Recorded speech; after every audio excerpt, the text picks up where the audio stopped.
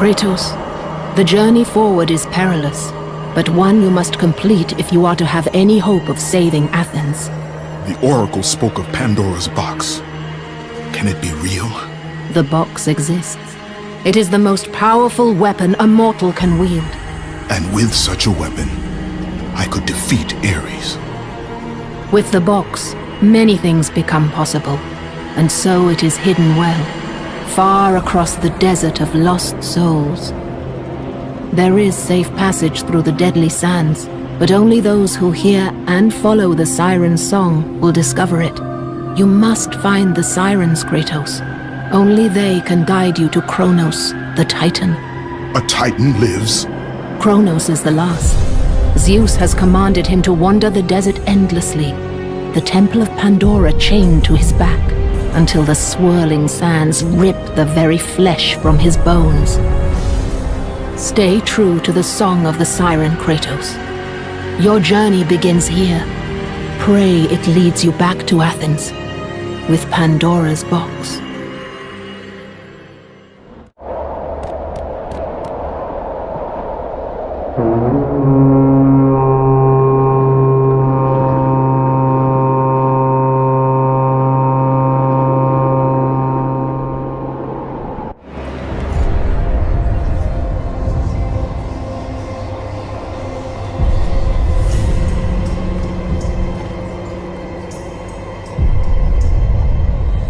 Kronos, the last of the mighty Titans, emerged from the desert sands.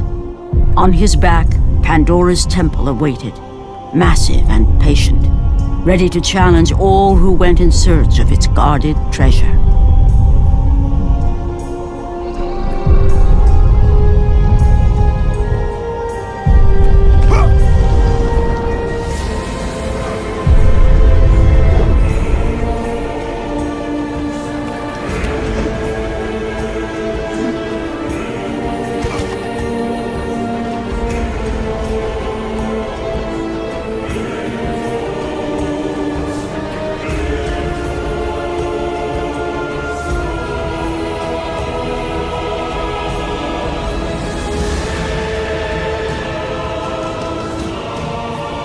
For 3 days, Kratos climbed the sheer walls of the mountain. He knew he would either recover Pandora's box or perish inside the cursed temple, never to return to the world of man.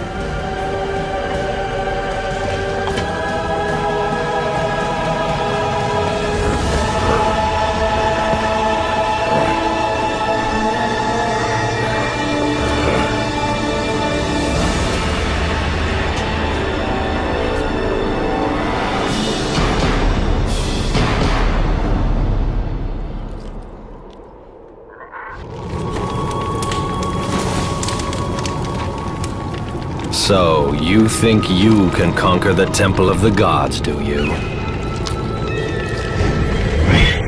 It's never been done, you know.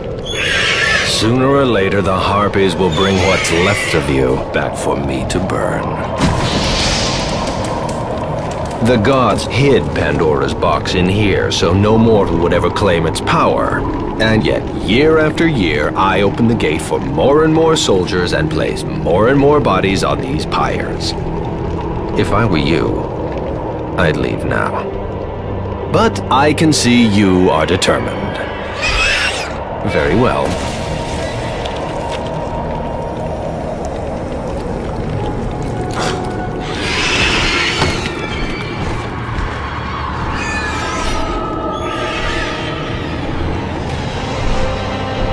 May the gods grant you strength to conquer the perils that lay before you.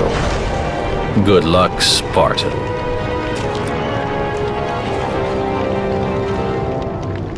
The wrecked bodies of those who had gone in search of Pandora's box lay before him, and at once Kratos knew who was responsible. For this was not the first time he'd seen the ruin Ares and his minions had left in their wake. Kratos had experienced it firsthand, years before.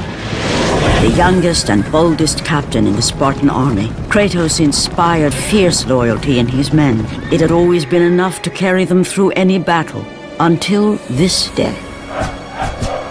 The barbarians to the east numbered in the thousands, and descended on the Spartans without mercy.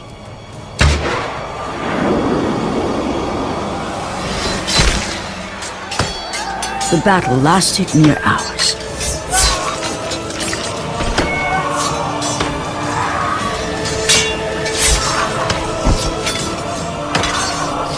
The discipline and training of the Spartans did little to stem the tide of the merciless barbarians.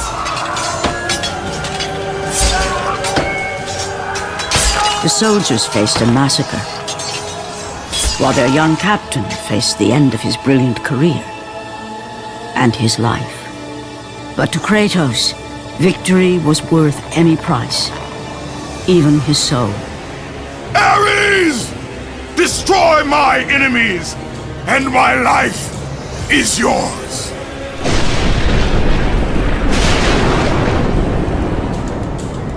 That desperate call for aid would come to haunt Kratos for all his days.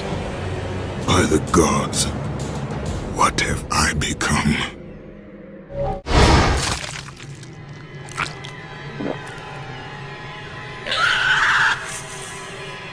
Kratos had been in service to the gods long enough to know the Harpy had been sent as a warning, a reminder from his former master of the decision that had cost Kratos everything. Had it been that long since he'd almost met his end at the hands of the barbarians? That long since he'd traded everything to save himself? Ares! The sky split apart, and the god of war stepped through. Descending from Olympus, he saw the makings of a god in a mere mortal. Ares would save Kratos. He would turn him into the perfect warrior, his servant on Earth. Only a simple pledge of loyalty was required. My life is yours, Ares. From this day, I shall carry forth your will. And his fate was sealed. As promised, Ares rescued his new disciple, bringing forth the power of a god, destroying those who would slaughter Kratos and his men.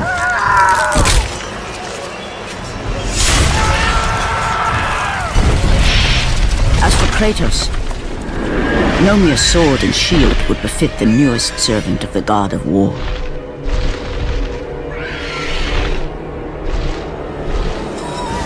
The blades of chaos, forged in the foulest depths of Hades. Once attached, the chains remained so, chained and seared to the flesh, a part of the bearer's body, a permanent reminder of Kratos' pledge. In return, ultimate power.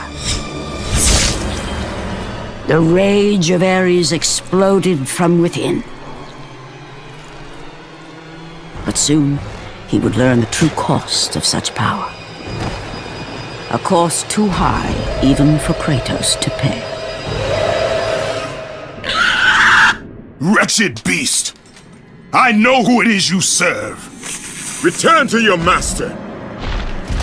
Tell the god of war I am his no longer.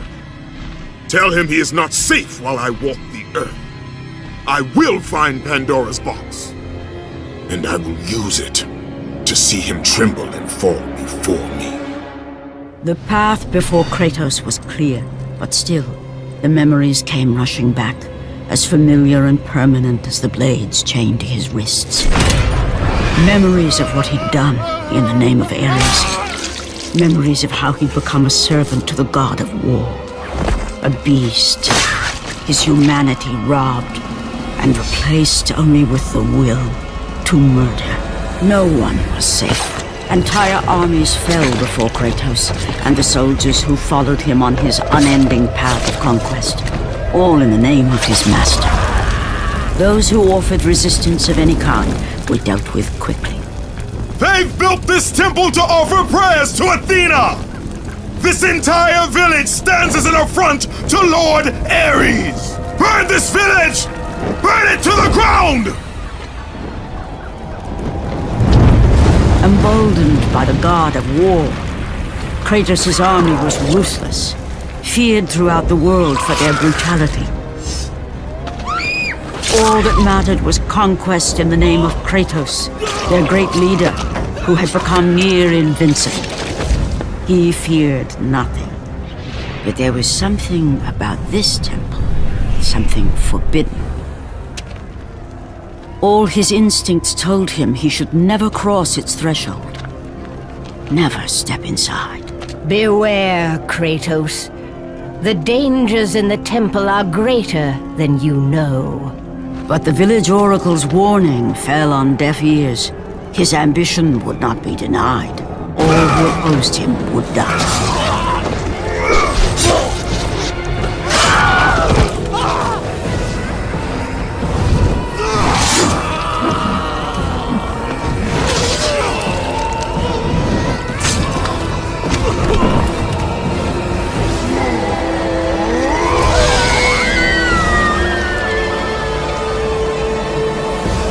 In that instant, the glory he had reveled in turned to horror. The image of his two final victims would stay with him for all his days. With that act, Kratos knew he could no longer serve his master. He had but one calling now, the death of Ares. He would murder the god of war. Ares, you will die for what you did that night. After 1,000 years, Pandora's box was at last freed of its confines. Kratos had found the means to destroy the god of war. Far away in Athens, Ares knew Kratos had succeeded in his quest. So, little Spartan, you've recovered Zeus's precious box, but you will not live long enough to see it opened. I will see to that. Goodbye, Spartan. You will rot in the depths of Hades for all eternity. As the life began to leave Kratos, his thoughts returned to that fateful night. Even in death, the memories, the visions would not fade. For how could he forget spilling the blood of his own family? A cruel trick orchestrated by the god of war. My wife, my child, how? They were left in Sparta. You are becoming all I'd hoped you'd be, Kratos. Now, with your wife and child dead, nothing will hold you back. You'll become even stronger. You will become death itself. But as the flames consumed the temple, Kratos realized his true enemy was the god who once saved his life. The same god who had now taken everything from him. Ares! From this night forward, the mark of your terrible deed will be visible to all. The ashes of your wife and child will remain fastened to your skin, never to be removed. And with that curse, all would know him for the beast he had become. His skin white with the ash of his dead family. The ghost of Sparta had been born. In the end, in death, he had failed. As the minions of Ares claimed Pandora's box, Kratos' life faded, and his cursed soul was cast into the fires of Hades. And Kratos fell into the underworld, the river Styx beckoning below, the currents strong enough to carry even the strongest mortal to his eternal resting place. But Kratos had no intention of resting yet. He intended to live, to return to Earth and complete his quest. Let go, fool! You won't drag me down to that cursed river! There is a task left for me above. I will see it completed.